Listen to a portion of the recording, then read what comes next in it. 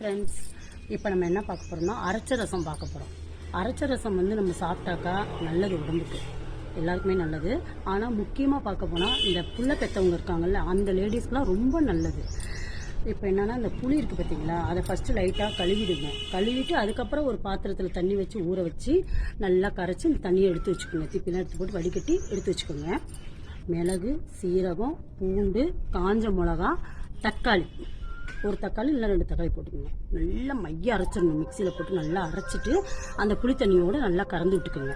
கறந்து விட்டுட்டு இது இப்போ கொத்தமல்லி தழை இருக்குது பார்த்தீங்களா, அதை நல்லா கழுவி அதையும் போட்டுக்கோங்க. பிச்சு பிச்சு கருவேப்பிலையும் போட்டுக்கோங்க.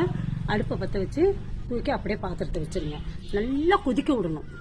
நம்ம ரசம் மாதிரி லேசாக கொதிக்க விடக்கூடாது, நல்லா கொதிக்கணும். கொதிச்சோடனே இறக்கி விட்டு தாளிக்கலாம் கூடாது. இறக்கி வச்சு சாப்பாடில் நல்லா ஊற்றி சாப்பிட்டு பாருங்கள். உடம்பு வலிலாம் நல்லா கேட்கும், சூப்பராக இருக்கும். செஞ்சு பார்த்துட்டு எனக்கு கமெண்டில் கண்டிப்பாக சொல்கிறீங்க. நான் ரொம்ப எதிர்பார்ப்பேன். ஓகே, பாய்.